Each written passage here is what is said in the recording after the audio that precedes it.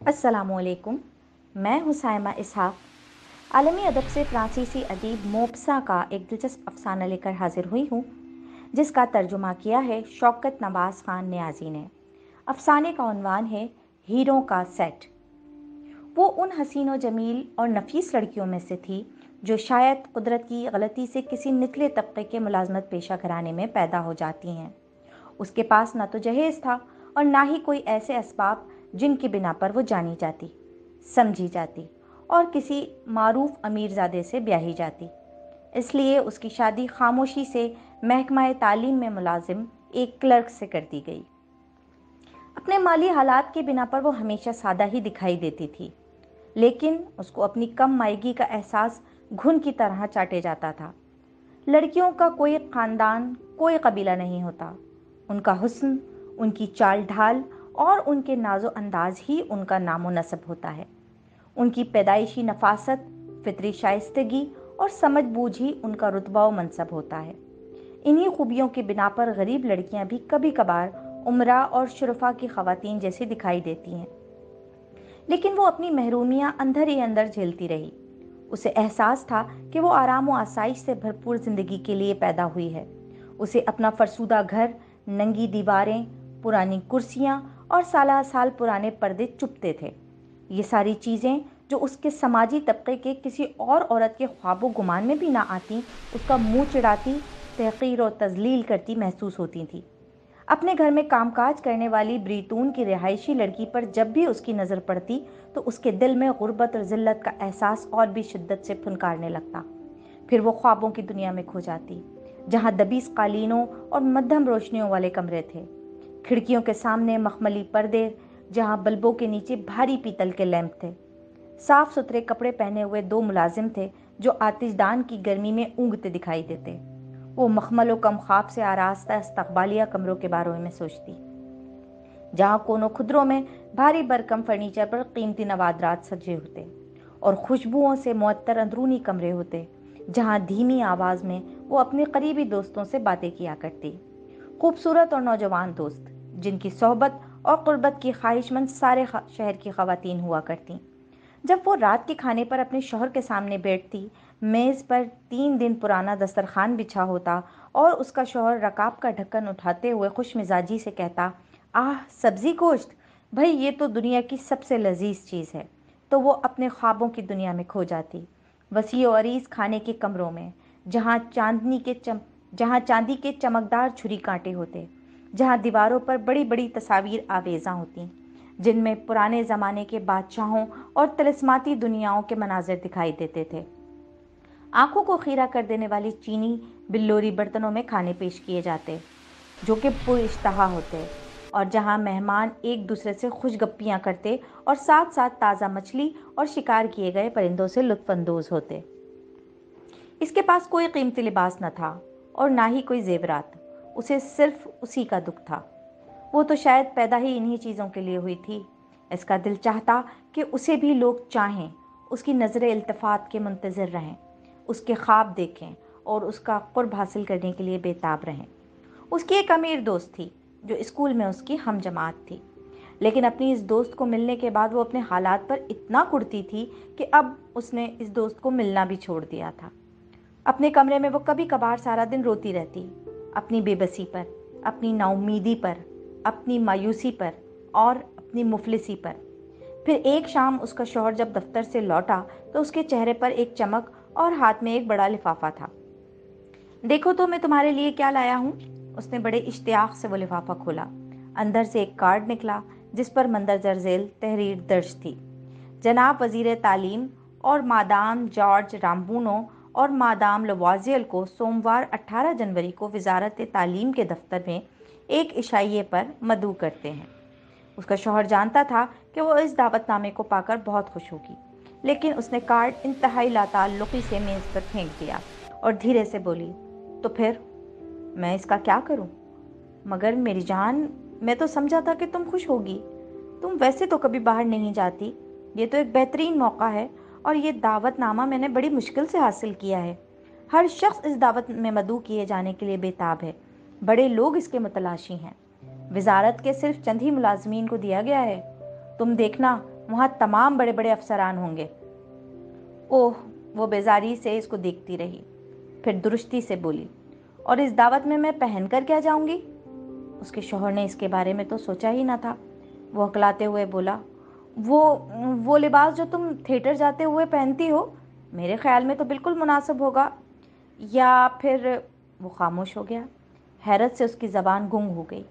उसकी बीवी की झुकी हुई पलकों से दो मोटे मोटे आंसू उसके गालों पर गिरे और धीरे धीरे उसकी ठोड़ी की जानिब बहने लगे। वो रो रही थी। वो बमुश्किल तमाम यही कह पाया कि क्या हुआ, क्या हुआ? लेकिन उसकी बीवी ने यकाया खुद पर काबू पा लिया और अपने गालों से आंसू पोंछते हुए इंतहाई पुरसुकून और सपाट लहजे में बोली, कुछ नहीं, बात सिर्फ इतनी है कि मेरे पास कपड़े नहीं हैं, इसलिए मैं दावत में नहीं जा सकती। ये कार्ड अपने किसी दोस्त को दे डालो जिसकी बीवी के पास मुझसे बेहतर कपड़े हों। उसके शौहर का दिल किरची किरची हो गया। वो बोला, अच्छा मानिंदा, एक मुनासिब लिबास जो तुम बाद में दूसरे मौक़ों पर भी पहन सको, कितने में आएगा? उसने दिल ही दिल में हिसाब लगाया कि अपने शौहर से कितनी रकम का तकाजा करे। उसे यह भी खदशा था कि कहीं इसका किफ़ायत पसंद शौहर साफ इनकार ही ना कर दे या फिर कोई लड़ाई झगड़ा ना हो जाए।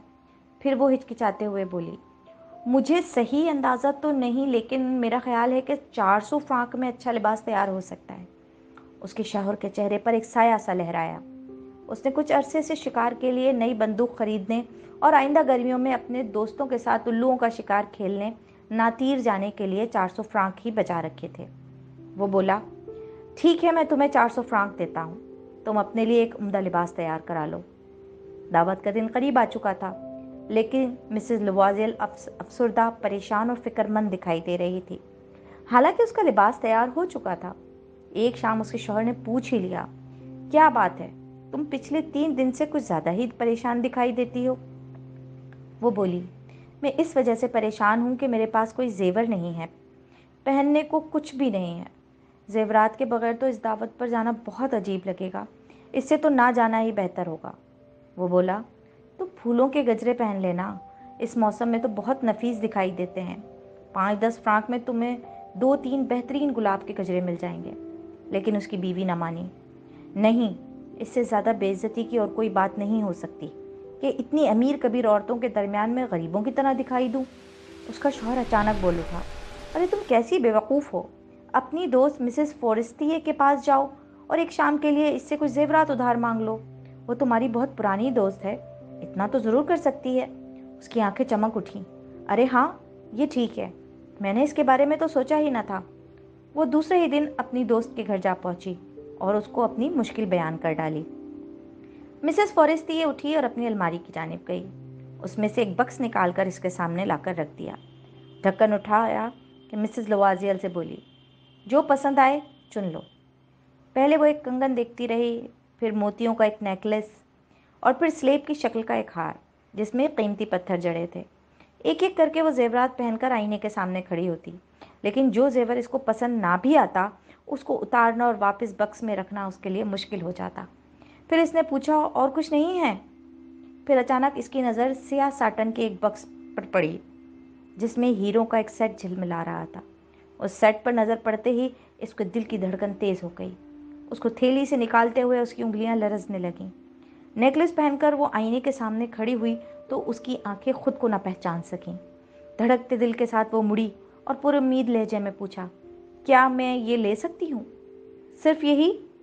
हाँ, क्यों नहीं। उसने लपक कर अपनी बाहें अपने दोस्त के गले में डाल दी और उसको चूम लिया। नेकलेस लेकर घर वापस आते हुए उसके कदम ज़मीन पर नहीं टिकते थे। दावत का दिन आन पहुंचा।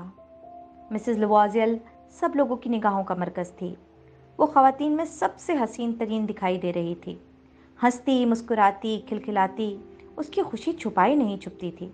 सब मर्द मुड़ मुड़ कर उसको देखते रहे, उसका नाम पूछते रहे, उससे हम कलाम होने की कोशिश करते रहे। वजारत के सभी आला अफसरान उसके साथ डांस करना चाहते थे। वज़ीर तालीम ने भी उसके बारे में दरियाफ्त किया।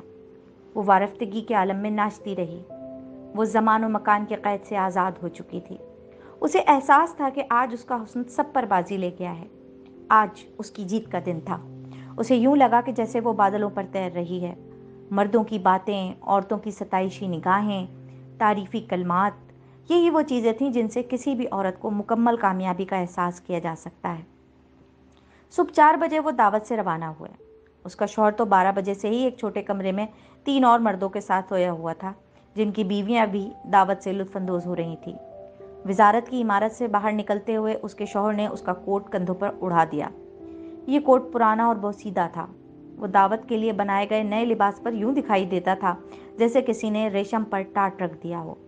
उसे इस बात का एहसास था, इसलिए वो कंधे झटक कर आगे बढ़ गई ताकि और औरतें उसको न देख पाएं, जिनके कंधे मखमली पशमदार शालों और कोटों में लिपटे हुए थे। लवाजियल ने उसको रोकने की कोशिश की। अरे ठहरो तो सही, तुम्हें ठंड लग जाएगी, मैं अभी कोई बग्गी तलाश करता हूँ। लेकिन वो उसकी बात सुनी अनसुनी करते हुए तेज कदमों से सीढ़ियाँ उतरती गई। सड़कें वीरान पड़ी थी।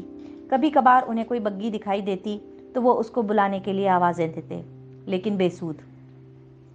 सर्दी से ठिठुरते हुए वो दरियाए सीन के किनारे तक आन पहुंची। बिला आखिर उन्हें एक तांगा मिल ही गया। ऐसा तांगा कभी दिन के वक्त दिखाई नहीं दिया था। शायद वो भी दिन के वक्त पेरिस में दिखाई देने पर नादिम हो। इस तांगे में वो रोड मार तीर पर वाक़ अपने घर आन पहुंचे। दोनों खामोशी से घर में दाखिल हुए। वो सोच रही थी कि आज की दावत के बाद उसकी ज़िंदगी में क्या रह गया है। उसका शौहर सोच रहा था कि चंद घंटों बाद उसको दफ्तर पहुंचना होगा। उसने अपना ओवरकोट उतार फेंका और आईने के सामने आखिरी बार खुद को देखने खड़ी हुई। यकायक उसकी चीख निकल गई। उसकी गर्दन के गिर्द हीरों का सेट मौजूद नहीं था। उसका शौहर जो कपड़े उतार रहा था मुड़ा और पूछा, क्या हुआ? वो अपने शौहर की जानिब मुड़ी तो उसका रंग फक हो चुका था। वो मिसेस फॉरेस्टी है, हीरों का हार नहीं है। वो सीधा खड़ा हो गया। क्या? कैसे? ये कैसे हो सकता है? उन्होंने उसके नए लिबास में हार को तलाश किया, ओवरकोट के जेबों में ढूंढा, हर जगह देखा, लेकिन सेट नहीं मिला। उसका शौहर बोला, क्या तुम्हें पूरा पूरा यकीन है कि दावत से निकलते हुए वो तुम्हारे पास ही था?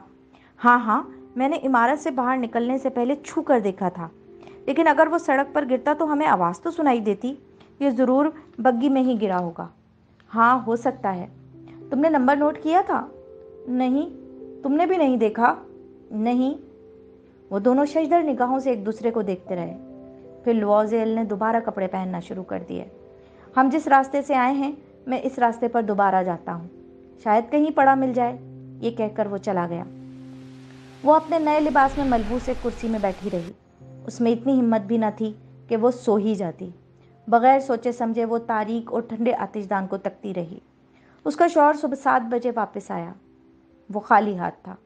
फिर वो पुलिस में रिपोर्ट दर्ज कराने गया, ढूंढने वाले को इनाम देने का ऐलान भी किया, और उसके लिए अखबार के दफ्तर गया, बग्गियों वाली कंपनी के दफ्तर गया, हर उस जगह गया जहाँ से उम्मीद की कोई मौहूम सी टिमटिमाती हुई लौ दिखाई देती थी। और वो उसी हालत में उसी कुर्सी में सारा दिन बैठी रही। सारा दिन उसकी निगाहें दरवाजे पर जमी रहीं। शाम के वक्त लुवाजियल वापस लौटा तो उसके कंधे झुके हुए और चेहरे का रंग पीला पड़ा था। उसे कुछ नहीं मिला था। अपनी दोस्त को खत लिखो, उसे कहो कि सेठ का कुंडा टूट गया है और तुमने मरम्मत के लिए सुनार को दिया है, इससे हमें कुछ वक्त मिल जाएगा। 1 हफ्ते के बाद वो उम्मीद खो बैठे थे। इस 1 हफ्ते में यूं दिखाई देता था कि लुआज़ेल 5 साल मजीद बूढ़ा हो गया है। फिर वो बोला, अब हमें नया सेट बनवाने के बारे में सोचना पड़ेगा। दूसरे रोज़ वो दोनों वो बक्स लेकर एक जोहरी के पास गए, जिसका नाम उस बक्स पर कंधा था। उसने अपने खाते देखे और बोला, मादाम ये सेट तो मैंने नहीं बनाया, अलबत्ता बक्स हमारी दुकान ही का है। फिर वो एक के बाद दूसरे जोहरी के पास गए, हर दुकान पर उस जैसा सेट तलाश करते, हर सेट को देखकर अपनी याददाश्त पर जोर देते। फिर पाले रोयाल के करीब एक आलीशान दुकान में उन्हें एक ऐसा हीरों का सेट दिखाई दिया जो उन दोनों के अंदाजे के मुताबिक या एन मैन उस सेट जैसा था जो वो तलाश कर रहे थे। उसकी कीमत 40,000 फ्रांक थी। अगर वो ख़रीदने में दिलचस्पी रखते हैं तो जोहरी उनको 36,000 फ्रांक में देने पर तैयार था। उन्होंने जोहरी से दरख्वास्त की कि वो उसे 3 दिन तक इस सेट को फ़रोख्त ना करे। जोहरी इस शर्त पर भी तैयार हो गया कि अगर फरवरी तक पहला सेट मिल गया तो वो अपना सेट 34,000 फ्रांक में वापस ख़रीद लेगा। लुआज़ेल के पास अपने बाप के छोड़े हुए 18,000 फ्रांक मौजूद थे। बाकी रकम उसने उधार ली, हर उस जगह से उधार उठाया जहाँ से उसे मिल सकता था। 1,000 फ्रांक इधर से, 500 फ्रांक उधर से, कुछ इससे कुछ उससे, शहर के सारे सूदखोरों से उधार उठाया, अपना हर मालो असबाब गिरवी रख दिया, अपनी सारी हस्ती ही गिरवी रख दी, हर उस कागज़ पर दस्तखत कर डाले जिससे उसको कुछ रकम उधार मिल सकती थी, ये जाने बगैर कि वो ये उधार अदा भी कर सकेगा या नहीं। फिर एक रोज़ अपने तारीक मुस्तकबिल के वसवसों और आने वाली महरूमियों के बोझ तले दबे भारी कदमों से चलते हुए जोहरी के काउंटर पर 36,000 फ्रांक रखकर लुआज़ियल नया हीरो का सेट खरीद लाया। जब मिसेस लुआज़ियल हीरो का सेट मिसेस फॉरेस्टिए को लौटाने गई तो उसने सदमोहरी और बेइतनाई से सिर्फ इतना ही कहा, तुम्हें ये बहुत पहले लौटा देना चाहिए था, मुझे उसकी ज़रूरत पड़ सकती थी। लेकिन इसने बक्स खोलकर भी न देखा। मिसेस लुआज़ियल ने सुख का सांस लिया। अगर उसे शक हो जाता कि सेट तब्दील किया गया है, वो क्या सोचती, क्या कहती, क्या इसको चोर ना समझती। उस दिन के बाद मिसेस लुआज़ियल को अंदाज़ा हुआ कि दर हकीकत गरीब कैसी ज़िंदगी गुजारते हैं। उसने इंतहाई बहादुरी से हालात का सामना किया। आखिर इस सारी सूरत हाल की जिम्मेदार वही तो थी। ये पहाड़ जैसा उधार भी तो उतारना था। इससे जो कुछ भी हो सका वो ज़रूर करेगी, अपने हिस्से की सलीब उठाएगी। सबसे पहले खादमा को फारिग किया गया, बड़ा फ्लैट छोड़ दिया गया और एक कमरे वाला सस्ता सा घर किराए पर ले लिया गया। घर के बावर्ची खाने के सब छोटे बड़े काम वो अपने हाथ से करने लगी, बर्तन तक खुद धोने लगी। इसकी नर्म और नाजुक मखरूती उंगलियां बर्तनों से चिकनाई और देगचियों से कालक उतारते उतारते खुरदरी हो गईं। हाथों से कपड़े धोती रही और उन्हें सूखने के लिए तार पर लटकाती रही। हर रोज़ सुबह वो कचरा उठाए गली तक जाती है और पानी की बाल्टियां भरकर ऊपर लाती। हर मंजिल पर रुककर सांस लेती। मुलाजमाओं जैसे कपड़े पहने होते वो बाजार सौदा सुल्फ लेने निकल जाती। बगल में टोकरी दाबे सब सब्जी फरोश, कसाई और पंसारी सबके पास जाती और एक एक पैसे के लिए घंटों भावताव करती। हर माह कर्ज की अक़सात अदा करनी थी। कुछ को अदायगी की जाती, कुछ से मज़ीद मोहलत मांगी जाती। उसका शौहर सरकारी नौकरी के बाद शाम को एक दुकानदार के खाते लिखता और आधी रात तक 8 फ्रांक फी सफ़ा के हिसाब से वसीक़े लिखा करता। ज़िंदगी के 10 साल ऐसे ही बीत गए और इन 10 सालों में उन्होंने कर्ज की एक एक पाई चुका दी। असल ज़र, सूद, सूद दर सूद एक एक फ्रांक वापस कर दिया। मिसेस लुआज़ियल अब एक उधेड़ उम्र खातून दिखाई देती थी। सब गरीब औरतों की तरह अब वो हट्टी कट्टी, सख्त जान और तल्ख ज़बान हो चुकी थी। मलगजे बाल, वो सीधा कपड़े और सख्त खुरदरे हाथों के साथ वो सरे आम कपड़े धोती और ऊंची करख्त आवाज़ में दूसरी औरतों से बातें किया करती। लेकिन कभी कभार जब उसका शौहर दफ्तर होता और वो घर के कामों से फारिग होती तो खिड़की के पास बैठ जाती और उस एक शाम के बारे में सोचती जब वो इतनी हसीन और मकबूल थी। अगर वो हीरो का सेट ना खो जाता तो क्या होता, कौन जाने। कौन जाने ज़िंदगी भी कितनी अजीब और नापायदार होती है। एक ही लम्हा कैसे ज़िंदगी को तबाह कर सकता है और एक ही लम्हा कैसे ज़िंदगी को संवार भी सकता है। हर इतवार को वो अपने घरेलू कामकाज से फारिग होकर शांज़ेलीज़े जाती और वहाँ चंद लम्हों के लिए अपने हालात को भूल जाने की कोशिश करती। एक इतवार उसे अचानक एक औरत दिखाई दी जो अपने बच्चे के साथ चहलकदमी कर रही थी। वो मिसेस फॉरेस्टिए थी, इतनी ही जवान, इतनी ही खूबसूरत और इतनी ही दिलफरेब। मिसेस लुआज़ियल तज़ब्ज़ुब का शिकार हो गई। क्या उसको जाकर मिलना चाहिए? हाँ, क्यों नहीं। अब जबकि वो सारी अदायगी कर चुके हैं तो इसको सब कुछ बता देने में क्या हर्ज है। क्यों नहीं। वो उसके सामने जाकर खड़ी हुई। सुबह बग़ैर जान वो उसको पहचान न पाई। उसके चेहरे पर कुछ नागवारी और कुछ तहय्युर के तासुरात उभरे। ये गरीब औरत इससे यूं बेतकल्लुफ़ी से बात कर रही है, वो कुछ गड़बड़ा सी गई। लेकिन खातून, मैं तो आपको कोई गलत फहमी हुई होगी। नहीं, मैं मानेल्दा लुआज़ियल हूँ। उसकी दोस्त का मुंह हैरत से खुला रह गया। ओह मेरी मानेल्दा, तुम कितनी बदल गई हो।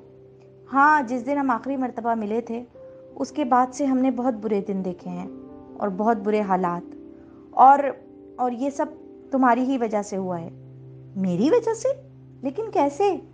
तुम्हें याद है मैंने वज़ीर तालीम की दावत पर जाने के लिए तुमसे हीरो का एक सेट पहनने के लिए उधार लिया था। हाँ याद है। तो फिर? वो सेट मुझसे खो गया था। क्या मतलब खो गया था? वो तो तुमने मुझे लौटा दिया था। लेकिन मैंने तुम्हें एक और इसी जैसा नया सेट खरीद कर लौटाया था और अब 10 साल हो चुके हैं हम उसकी कीमत चुका रहे थे। जानती हो ये कोई आसान बात नहीं थी। हमारे पास तो पहले ही कुछ ना था। बहरहाल अब सब खत्म हो चुका और मैं बिल्कुल खुश हूँ। मिसेस फॉरेस्टी खामोशी से उसका चेहरा तकती रही। क्या तुम ये कह रही हो कि तुमने मेरे हीरो के नेकलेस की हीरो का एक नया नेकलेस खरीद कर मुझे लौटाया था? हाँ, और तुम्हें मालूम ही नहीं हुआ, है ना? देखो, बिल्कुल एक जैसे थे दोनों। फिर उसके होठों पर एक फखरिया और मुतमईन मुस्कुराहट फैल गई। मिसेस फॉरेस्टी चेहरे पर अजीब से तासुरात लिए उठ खड़ी हुई और अपनी दोस्त के दोनों हाथ थाम लिए। ओह मानील्दा, मेरा सेट तो नकली था। उसकी कीमत तो सिर्फ 5 फ्रांक थी।